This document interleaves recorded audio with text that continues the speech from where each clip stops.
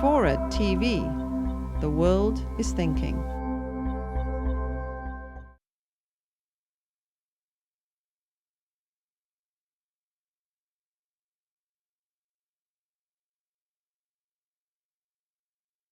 But the problem with Wikipedia is that there, again, to use the starfish metaphor, which is central to his argument, is there is no central editor. There are no central group of experts determining the value of its content, which means, for example, I use this example a lot of times because it's an amusing one for me, but the entry for Pamela Anderson, the culturally irrelevant soft pornography actress, is longer, more detailed, more footnoted, more serious to the uninitiated, innocent reader than the entry for Hannah Arendt, who's probably the leading political philosopher of the 20th century. So what this means is that Ori's starfish model has no means of determining importance. It lacks context. So maybe Wikipedia isn't necessarily wrong, but it lacks context. There's no one determining intellectual credibility or importance, which means, again, to quote David Weinberger's book, everything becomes miscellaneous, which is fine if you're a Berkeley, Stanford PhD and you're intrinsically media literate and you're able to read through this stuff. Or you're like Mary and you don't take Twitter very seriously and you only look at the interesting stuff. But for the kids now coming online, this generation growing up in this starfish media, they're suffering from a fundamental media illiteracy. They're not as sophisticated as we are.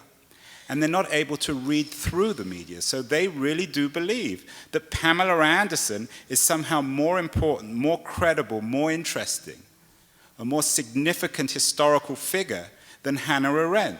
So what we really are creating is a surreal culture where there are no editors, no one determining intellectual importance. Well, so it's a culture which is, in my mind at least, just absurd.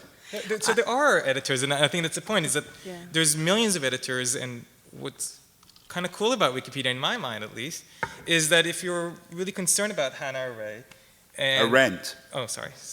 Shows my cultural learnings. You could create your own article about it, or you can make the article really as long and as complicated as you'd like. And if you feel that Pamela Anderson is too long, you can edit it down. And it's really why would I want to do that? I've got a busy life. Well, unless someone's paying me, I'm not going to do it.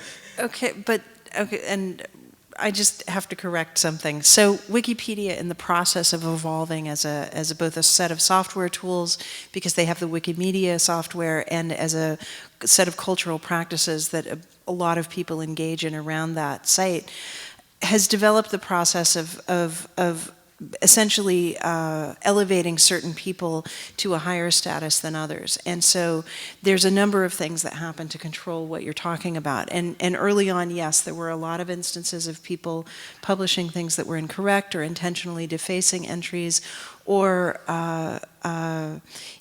areas of the site that were far more well endowed than other areas of the site, whether it was around cultural stuff like Pamela Anderson, or it was founded by people who were geeks, who tend to talk about, I think, and you can see this borne out in the early blog entries, computers and politics, and those were the subjects that they knew about and that they were interested in, so they published a lot about them.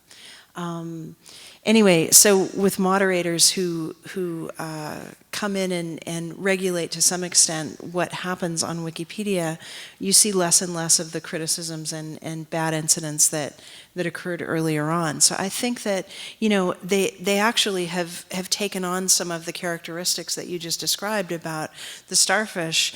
There were issues. They've managed them both technically and socially on the site.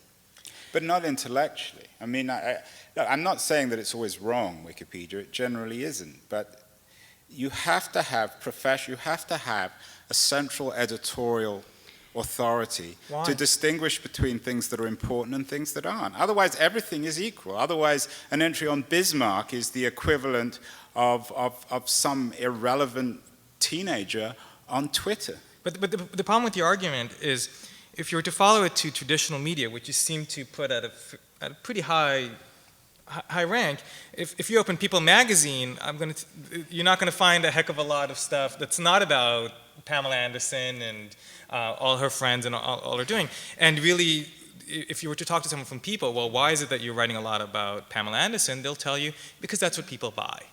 And really, they're trying to meet demand here.